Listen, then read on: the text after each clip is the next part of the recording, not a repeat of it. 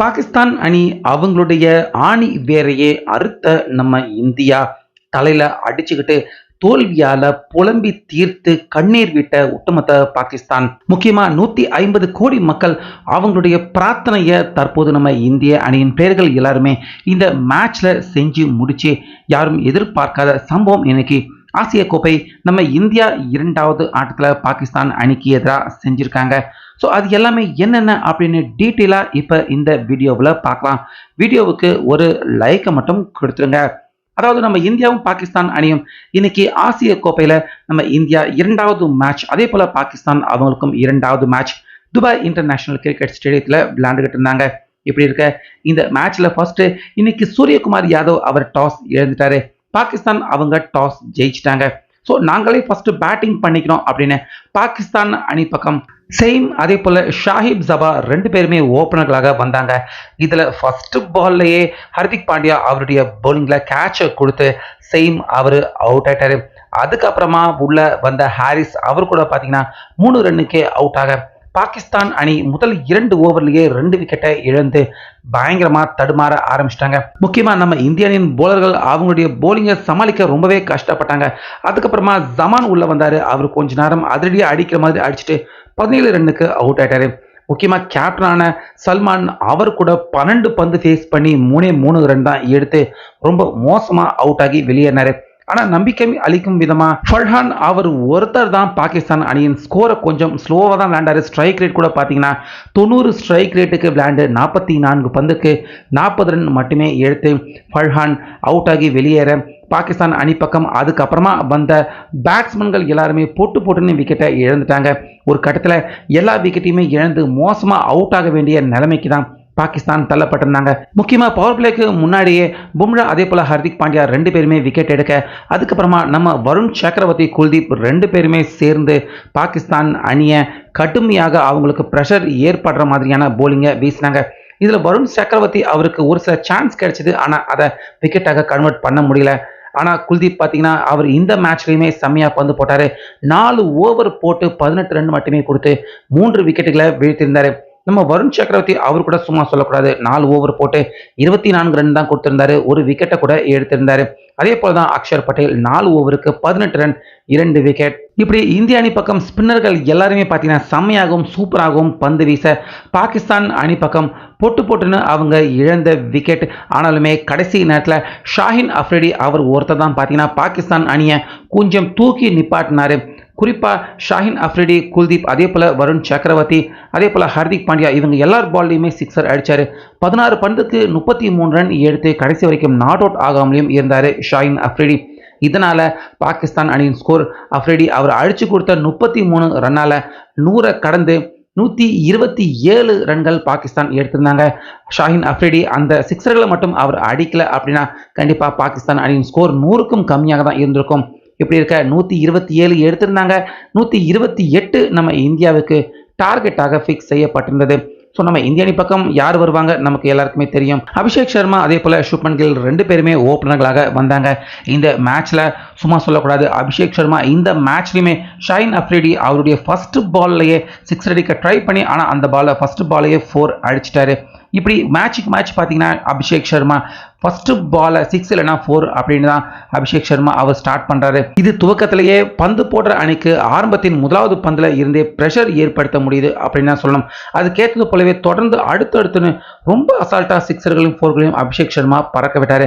அதே போல கில் மறுமுனையில 2 4 அடிச்சாரு. இவரும் அடிக்க போறாரு அப்படின்னு பார்த்தா தேவையில்லாம ஸ்டம்பிங்ல சுப்மன் கில் விக்கெட்டை இழந்துட்டாரு.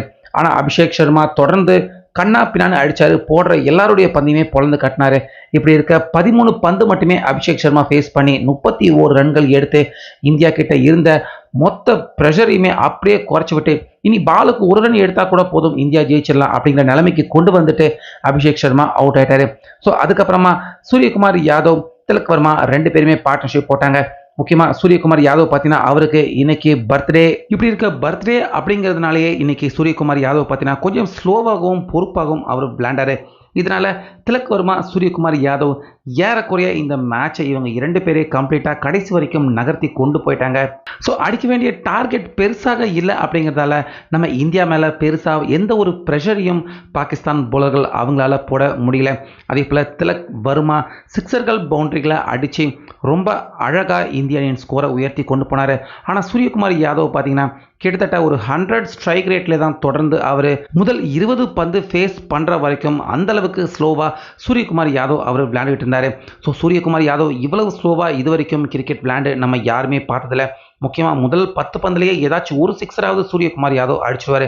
ஆனால் இன்னைக்கு முதல் 20 பந்து விளையாண்டும் சூரியகுமார் யாதவ் ஒரு சிக்ஸர் கூட அடிக்காமல் 2 4 மட்டுமே அடித்து ரொம்ப நிதானமாகவும் பொறுப்பாகவும் விளையாண்டார்.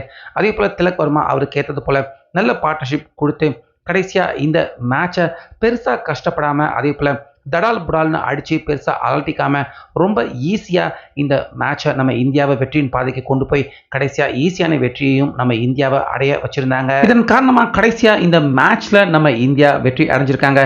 வெற்றினா சாதாரண வெற்றி கிடையாது, மிகப்பெரிய வெற்றி.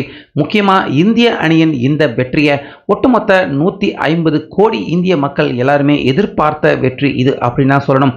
ஏன்னா இதுக்கு முன்னாடி பாகிஸ்தானுக்கும் நம்ம இந்தியாவுக்கும் நல்லுறவு இருந்துச்சா அப்படின்னு கேட்டால் கண்டிப்பாக கிடையாது.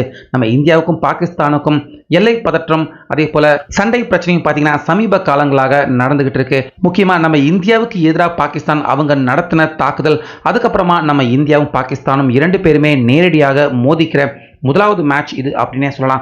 அதனாலேயே இந்திய அளவில் இருந்து நிறைய பேர் பார்த்தீங்கன்னா இந்த மேட்சை பார்க்க வேணாம், புறக்கணிக்கணும் அப்படின்னு நிறைய பேர் சோஷியல் மீடியாவிலையும் அதே போல் நிறைய இடத்துல போஸ்டர் அடித்து ஓட்டுறது இந்த மாதிரியான வாசகங்களையும் பார்த்தீங்கன்னா இன்னைக்கு நடக்க போகிற ஆட்டத்தை பார்க்கக்கூடாது அப்படின்னு நிறைய பேர் நிறைய இடத்துல சொல்கிற மாதிரியான விஷயத்தை இன்னைக்கு நம்ம பார்க்க முடிஞ்சுது. ஆனாலுமே இந்த மேட்ச்சில் நம்ம இந்தியா எக்காரணத்தை கொண்டும் தோத்துடக்கூடாது அப்படிங்கிற பதட்டம் இன்னைக்கு ஒவ்வொரு இந்தியன் கிட்டையுமே இருந்துச்சு அப்படின்னே சொல்லலாம். ஏன்னா நம்ம இந்தியா இந்த மேட்ச்சில் தோத்தாங்கன்னா ஒட்டுமொத்த நம்ம இந்தியாவுமே பாகிஸ்தான் கிட்ட தோத்த மாதிரி தான் கண்டிப்பாக ரசிகர்கள் எல்லாருமே கருதுவாங்க. நம்ம இந்தியா கிட்ட தாக்குதல் ஏற்படுத்தின பாகிஸ்தான் அவங்க கிட்ட நிச்சயமா இன்னைக்கு இந்த மேட்ச்ல இந்தியா தோக்கக்கூடாது அப்படின்னு இந்திய அளவில் மக்கள் எல்லாருமே எதிர்பார்த்தது என்னமோ பார்த்தீங்கன்னா கண்டிப்பாக உண்மைதான். ஸோ அந்த வகையில் நம்ம இந்தியா இந்த மேட்ச்சில் ஜெயிச்சது ஒரு மிகப்பெரிய சாதாரண வெற்றியாக இருந்தாலும் ஒட்டுமொத்த இந்திய மக்கள் எல்லாருமே கொண்டாடக்கூடிய ஒரு மிகப்பெரிய வெற்றியாக தான் பார்த்தீங்கன்னா கண்டிப்பாக இந்த வெற்றி பார்க்கப்படுது. அதே போல தான் நம்ம எந்த நிலைமையில் இருக்கோமோ அதே போல தான் பாகிஸ்தான் அவங்களுக்கும் நம்ம இந்தியாவுக்கும் பாகிஸ்தானுக்கும் சண்டை ஏற்பட்டதுக்கு அப்புறமா விளையாடுற முதலாவது மேட்ச். இந்த மேட்ச்ல நம்ம இந்தியா கிட்ட தோக்கக்கூடாது அப்படின்னு எதிர்பார்த்த பாகிஸ்தான் கடைசியாக ரொம்ப மோசமான பேட்டிங் அதே போல் மோசமான போலிங் படுதோல்வி அடைஞ்சிருக்காங்க. இது பாகிஸ்தான் அவங்க இந்த மேட்ச் தோல்வி அடைஞ்சதுக்கு அப்புறமா தலையில் அழிச்சுக்கிட்டு இந்தியா கிட்ட இப்படி மீண்டும் தோல்வி அடைகிறமே அப்படின்னு அவங்க எல்லாருமே கதற மாதிரியான ஒரு தோல்வி அடைஞ்சது. கண்டிப்பாக பாகிஸ்தான் அவங்களுக்கும் இந்த தோல்வி மிகப்பெரிய ஒரு பாதிப்பை ஏற்படுத்தக்கூடிய தோல்வியாக தான் பாகிஸ்தானுக்கு அமைஞ்சிருக்கு. ஸோ ஓவராலாக நம்ம இந்தியா ஆசிய கோப்பை 2வது மேட்ச்லையுமே ஜெயிச்சு தற்போது இந்த சீரீஸில் நல்ல லீட்லையும் அடுத்த சுற்றுக்கு முன்னேறக்கூடிய ஒரு ஸ்ட்ராங்கான அணியாக மாறியிருக்காங்க. முக்கியமாக எல்லாருமே எதிர்பார்த்த இந்தியா பாகிஸ்தான் ஆட்டத்திலையுமே பாகிஸ்தான் அசால்ட்டா வீழ்த்தி எளிதில் தற்போது நம்ம இந்தியா வெற்றி அடைஞ்சிருக்காங்க. ஸோ இந்த மேட்சை பற்றின உங்களுடைய கருத்தை கமெண்ட்ஸில் சொல்லுங்கள்.